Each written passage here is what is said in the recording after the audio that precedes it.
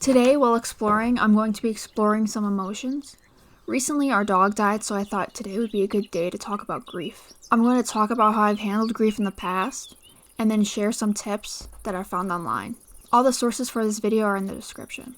Starting off, it's important to note that we all handle grief differently, and there's no one way to do it. I find that I'm very avoidant about it. It's easier for me to pretend that it didn't happen, which isn't necessarily bad. It's just a coping mechanism that I imagine a lot of people have. It's a lot easier to be avoidant with grief when the person who died or the animal that died isn't in your everyday life. So like when my grandparents died, it was easy to pretend that they didn't because they weren't like in the house. Like I didn't live with them. So it was easy to pretend that they were just somewhere else. Obviously having to deal with the outcome of when someone dies, like having to deal with their stuff and inheritance and stuff, kind of remind you that they're gone. Well, it was easy for me to pretend like, oh, they're just somewhere else. They're just like on vacation or something. We're just dealing with their stuff temporarily. Obviously, that goes away eventually, but it was easier to cope with it, pretending that it didn't happen, which is a normal response. A lot of people will say like, be strong, and that maybe avoiding it or like pretending that, the loss didn't happen isn't very healthy. I see it as more as like, for me personally, it was like to slowly introduce myself to the loss instead of having to just deal with it at once, like coming to terms with, oh, maybe they're actually really gone. There's no one way to handle grief. I also know that a lot of people say like, oh, don't hide your pain, right? I wouldn't say that's avoiding it. The avoidance of it is hiding it, because it still sucked, but it was more like it's easier to cope with if it's like they're not here right now. It was also easier because they didn't live with me, which is different for, of course, our dog, because he did live with us, and he was also very large and loud, so like everything is kind of more quiet, and you notice that he's not there, because he was kind of always in the way. Big dog. So it's a lot different to be like, oh, he's gone. Well, it's a dog, right? He's not going to go on vacation. I know some people grew up with like, oh, their dog went to a farm or something. Obviously, that's not what happened. But I don't think it's necessarily that bad to convince yourself that maybe they're just somewhere else. Like, I think when my grandparents first died, it was easy to say that, because it was easier to handle the aftermath of it, like having to handle all their stuff and like deal with other people in my family who were very upset. Obviously, like when my grandparents died, my mom, right, that's her parent, so it's very upsetting. So it's easier for me to pretend like, oh, they're just somewhere else, to deal with the aftermath of it. And then eventually, you realize that it's harder when everyone is emotional. Like, it shouldn't be my responsibility to be the only level-headed person, which it wasn't, but I think that's just how I operate. I don't know if that's, like, an anxiety thing, probably, because if everyone is emotional and unreasonable, I can't also be like that. Once again, I imagine that's not that bad to handle grief like that. There's not one way to handle grief, and I think I was able to handle it later, not necessarily when it happened, but when everything first settled down, like the first few months of it, it was easier to pretend that they were just somewhere else instead of being dead. And then once everything settled down, is this good advice? I don't think it is. Well, it's not advice. But when my dog died, it's a little different, because you live with him. Also, it's a dog, so he's not going to be going on vacation or anything. But I feel less upset than I think I should be about it, which of course is also normal. People will criticize how you grieve, like, oh, you're not crying enough, oh, you're not isolating yourself or whatever, right?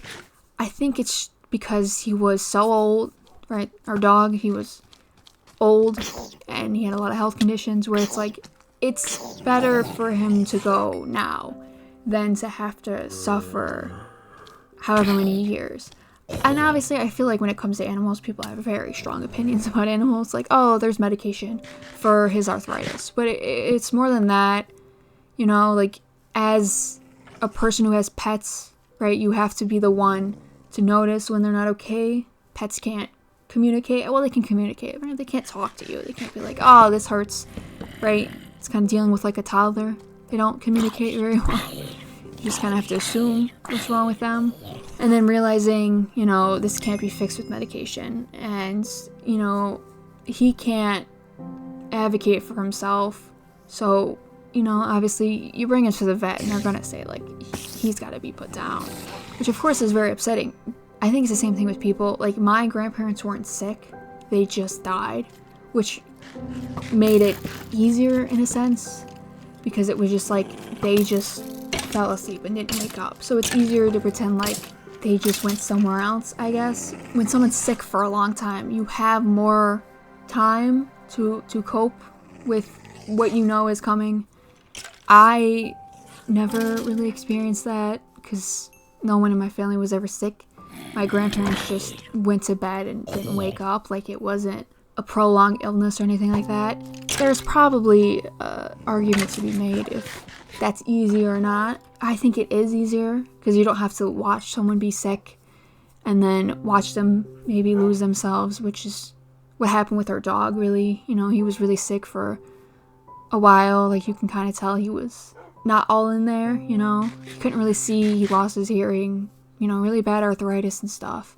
It's hard either way. And it's not, you know, there's no one way to grieve. There's no one better way. But I feel like it's easier to cope with when it's like a peaceful death, I guess, because at least they weren't suffering. And I think when someone's sick and then they die, you're like, well, at least they're not suffering anymore. I feel like there's a philosophical argument about pain and suffering, I'm sure. That's not what this is about. I imagine the way I handle grief has a lot to do with mental health problems. I'm a very anxious person, but I feel like I can't be... If I'm in a room full of people who are grieving, I'm not going to be doing that as well, because I don't want to be... Like, if everyone else in the room is, you know, not thinking straight, I can't also be like that. So it's very difficult. It's also weird because other people will get the impression that I'm not sad or that I'm not grieving like them. Of course I am. There's also a level of, like, embarrassment that comes with crying in front of people. The last thing I want to talk about before sharing tips is there's no set period to grief. I feel like sometimes I still think my grandparents are alive. Like, my grandmother was a hairdresser, and I'll, like, try to do my hair or something. I'll be like, oh, she probably knows this, and obviously she's not there. And I also don't think that moving past it, if we're talking about the loss of a pet, like getting another pet, like, I don't think there's a set amount of time you have to wait, right? Like, people will always criticize you about anything. But if it's, you know, your animal died and you need another animal to help cope, I don't feel like that's a bad thing necessarily. Like, moving on doesn't necessarily mean that you're forgetting about the past. It's just part of it. I don't think if we got another animal after our dog died, it necessarily means that we didn't care for him. I think it's just more either helping grieve with it, having another pet there that can help you grieve, or just trying to fill an empty space. And I don't think that's, you know, necessarily bad. I mean, our dog was a large dog. He was, you know, like 60 pounds. So that's like, what, like 3 cats? Like, grieving our dog's loss. There is a emotional space to fill because he was, you know, he was there half of my life. He was very old. And he was also physically a big dog. So there's a physical empty space. He had a large bed. Is that something we just get rid of? Maybe find someone else who has a big dog? But I don't feel like it's inappropriate to then fill that emotional and physical space with another animal. But people will always criticize you for that. So for the last bit of this, I have some tips I found on handling grief. A lot of them kind of go with what I was talking about. The first one is don't try to suppress your emotions. Obviously, I feel like when I was talking about being avoidant, that kind of sounds like I'm suppressing my emotions. That's not necessarily what I was doing. Just finding time for grief, being by myself, or like being willing to go to other people and talk about it. Don't ever think that your emotions aren't valid. That's very important too. You can feel any level of emotion when grieving. It's not just being sad. You could be very angry about it. There's a lot of things that happen, right? Medical malpractice, a lot of people die because doctors don't listen to them. That's very aggravating to deal with. And I don't think suppressing that emotion, even if it doesn't fit with what you think grief is good. You need to be able to come to terms with stuff, right? Which is very difficult. And once again, there's no timeline for it. You can grieve years, But avoiding emotions that come with grief only prolong the grieving process. You need to take as much time as you need it.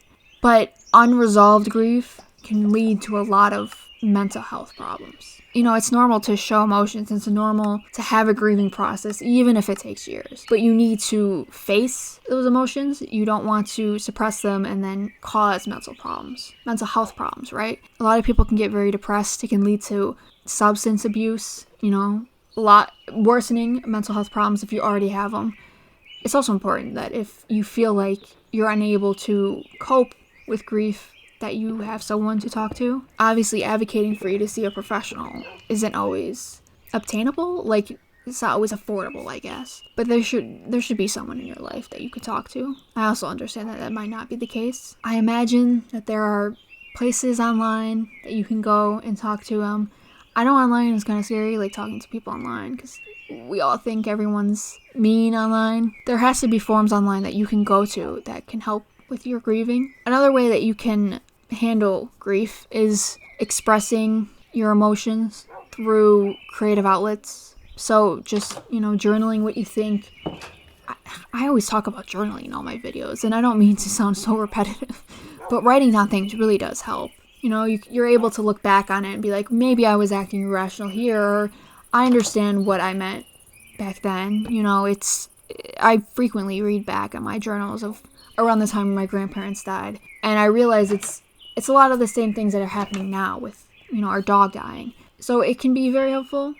It can also be helpful in understanding how long grieving previously took, how your emotions changed during that grieving period. Journaling is really a powerful tool to do. Another thing could also be making a little scrapbook of whatever you're grieving, that could be helpful. The source I'm using also says volunteering for a cause that's related to your loss. So I imagine, if you lose a pet, maybe volunteering with pet shelters or a nonprofit. It's also important to try to maintain your routine. Obviously, grieving is difficult and sometimes you feel like you can't do anything, right? It comes with a lot of emotions. But trying to get back into your daily activities or doing things that you did with the person, or I guess pet, that died.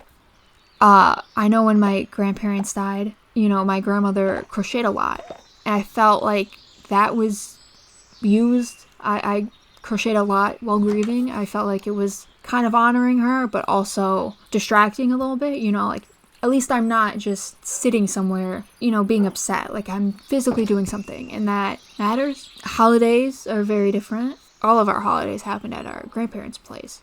So trying to not necessarily replicate it, but come to terms with, they're not there, but we can still do things we used to do. We can still have the same food that my grandma used to make. Obviously, it's a little different because no one could cook like her, but it's also important to keep them in your life even if they're gone. Another important point here is to not let anyone tell you how you feel. I mentioned this earlier, but grief takes time. It's a lot of emotions, and there's no one way to do it. This is the main point of the video.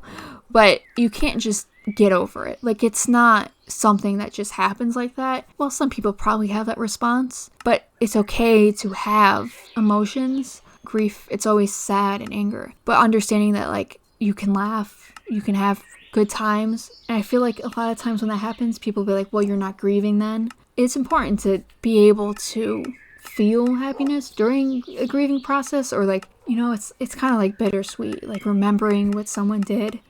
I remember at my grandma's funeral, it was outside and it was really cold, like a storm, like a snowstorm coming in, and we were sitting on metal benches and they were freezing, and my mom just started laughing, saying oh, my grandma is probably laughing at us from heaven because of how cold we are. Like, we're freezing our butts off.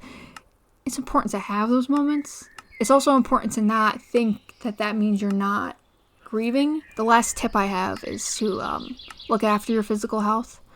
Our mental health and our physical health are linked. So being emotionally exhausted, it can be very difficult to keep up with your physical health. But when you feel healthy physically, it can help you cope more emotionally. I don't expect people to go back to their regular daily physical activities. You need time to cope. It's important that you're getting enough sleep and that you're eating right and that you're not self-medicating. Sometimes people find that being physically active, right, like working out can be a good coping mechanism. I wouldn't know. But being physically healthy can help you cope emotionally. A last little point here of planning ahead for grief triggers. If there's a certain day, like anniversaries, birthdays, those can be very upsetting. And I can't really tell you how to handle that because we all want different things. Some people want to be alone. Some people want to make a big event about it so that there's other people there to comfort them. It's trial and error, really. I can't really tell you one way or another to how to handle those days, but I'm sure you'll figure it out eventually. We used to celebrate Father's Day on my grandfather's birthday, and we didn't stop doing that after he died. I feel like that was maybe another thing, like don't stop doing things because whoever you were doing it with or for, just because they're gone. I mean, I'm realizing that I still mark my grandparents' birthdays on my calendar, even though they've been gone for years. I'm going to end with the same point I kind of always end with, which is reach out for help if you need it, whether it be through professionals or someone else in your life. Hopefully there's an online community that may also help. Maybe this community, I don't know. But there's got to be one online that you can go and get help through. Obviously, I'm not saying going on Reddit is the equivalent of talking to a professional. So just finding help in general, like some help is better than no help, thinking that you can cope with things by yourself.